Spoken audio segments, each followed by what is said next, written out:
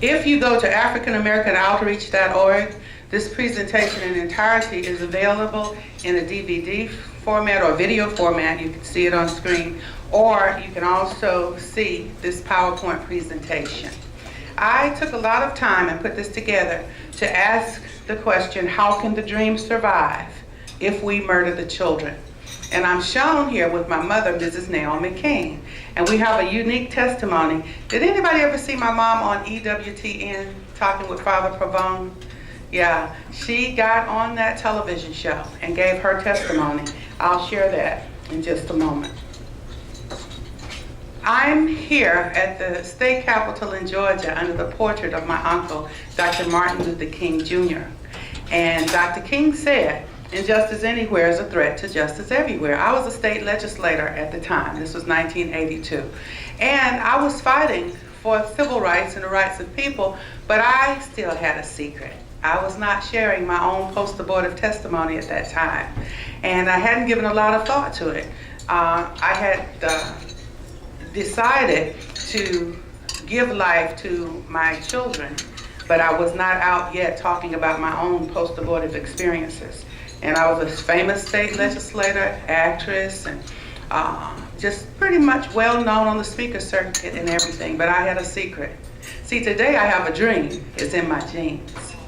But back then I still had a secret. Now, during the 20th century, the civil rights movement that we know, that was led by Dr. Martin Luther King Jr., my father, Reverend A.D. King, marched with him. People have compared Martin and A.D. to Moses, as Martin was more like Moses and my dad was more like Aaron.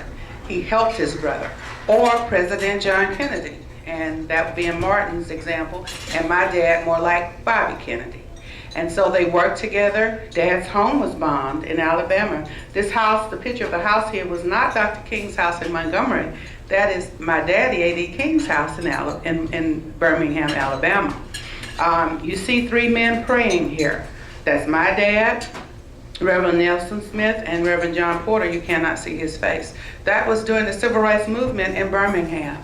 In a civil rights movement that is ordained by God and Christ-centered, you will see that the warriors pray.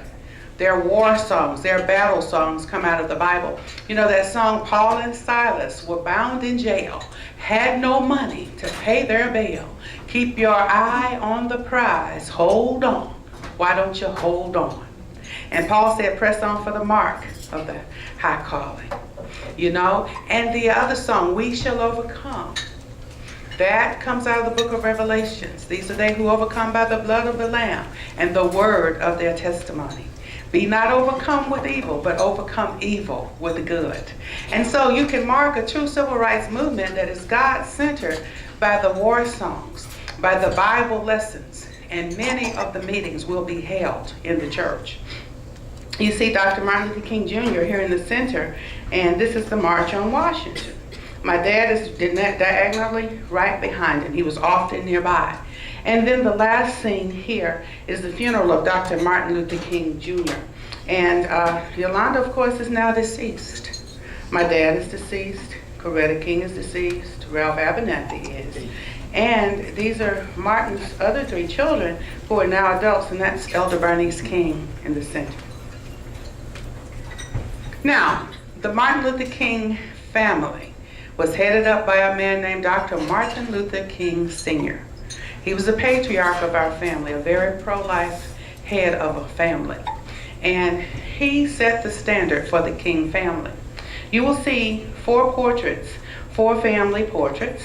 One is a portrait when Martin, and this is Martin here, this is my dad, A.D., their sister Christine. They were all living at the time. Christine is the only one of their generation living now.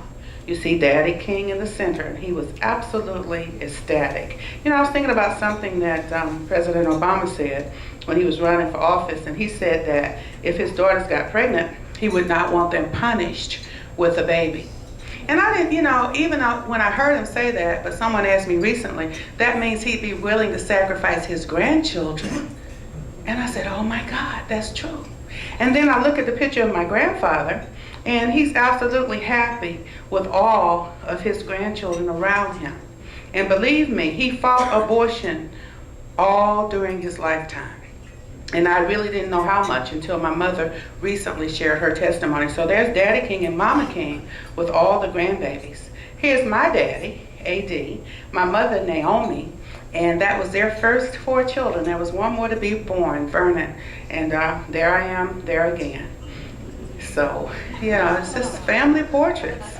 And when you look at this picture down here, here's Daddy King.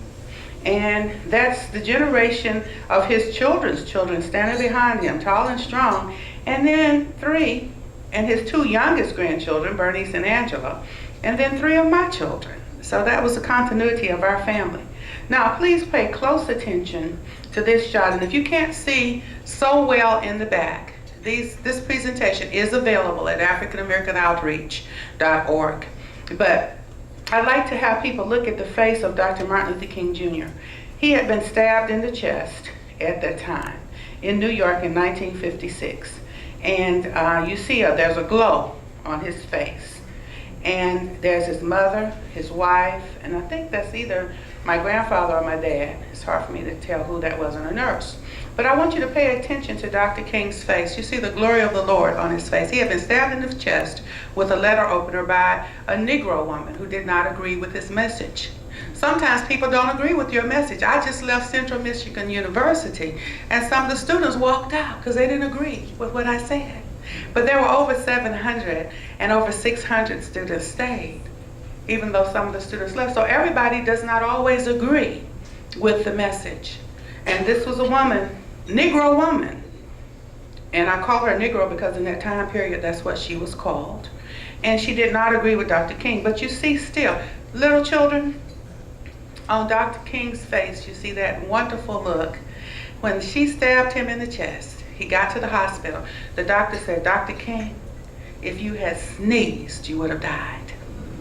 And little children from all over America, Caucasian, Black, well, Negro they would have been called then actually, and Asian, and probably Hispanic and even Native Americans. Dr. King, and one little girl wrote a letter. Dr. King, I'm so glad you didn't sneeze. And Mrs. King kept that for a long time.